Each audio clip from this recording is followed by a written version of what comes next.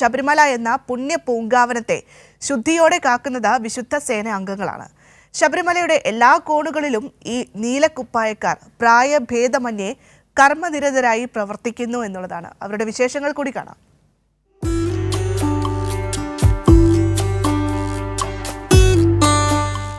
ദിവസവും 1 ലക്ഷത്തിനടുത്ത് തീർത്ഥാടകർ എത്തുന്ന ശബരിമലയെ ശുചിയായി സൂക്ഷിക്കുന്നതിൽ ചുക്കാൻ പിടിക്കുന്നത് 24 മണിക്കൂറും സേവന സന്നദ്ധരായി നിൽക്കുന്ന 1000-ഓളം വിശുദ്ധി സേന അംഗങ്ങളാണ്.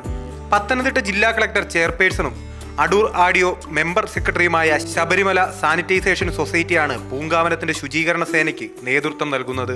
ശബരിമലയിലെ ഏതൊരു ഭാഗത്തും നീല യൂണിഫോമിൽ ചെറു സംഘങ്ങളായി തിരിഞ്ഞ് പ്രായഭേദമന്യേ ശുചീകരണ പ്രവർത്തനങ്ങളിൽ മുഴുകുന്ന വിശുദ്ധി സേനയെ കാണുവാൻ സാധിക്കും.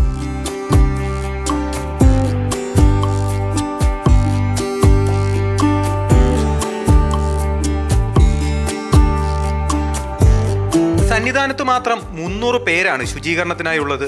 പമ്പയിൽ 220, നിലയ്ക്കൽ ബേസ് ക്യാമ്പിൽ 430, പന്തളത്ത് 20, കുളനട 10 എന്നിങ്ങനെയാണ് വിശുദ്ധി സേന അംഗങ്ങളെ വിന്യസിച്ചിരിക്കുന്നത്.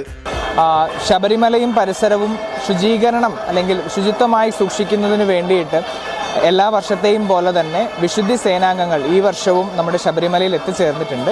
1000 പേരെയാണ് ഈ 3 സ്ഥലങ്ങളിലായിട്ട് നമ്മൾ ഡിപ്ലോയ് ചെയ്തിട്ടുള്ളത്.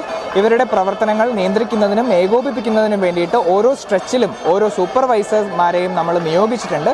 തങ്ങൾക്ക് നൽകിയിരിക്കുന്ന സ്ഥലങ്ങളിലെ മാലിന്യം ട്രാക്ടറിൽ ശേഖരിക്കുന്ന ഈ സംഘങ്ങൾക്ക് സന്നിധാനത്തിന്റെ വിശുദ്ധി കാത്തു സൂക്ഷിക്കുക എന്നത് മാത്രമാണ് ലക്ഷ്യം.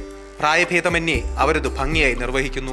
ദിനംപ്രതി 10,000-ങ്ങളാണ് ശബരിമല സന്നിധാനത്തേക്ക് ഒഴുകിയെത്തുന്നത്. ഇത്രയധികം ഭക്തജനത്തിരക്കുണ്ടായിട്ടും ശബരിമല സന്നിധാനം 24 മണിക്കൂറും ശുദ്ധമാണ്.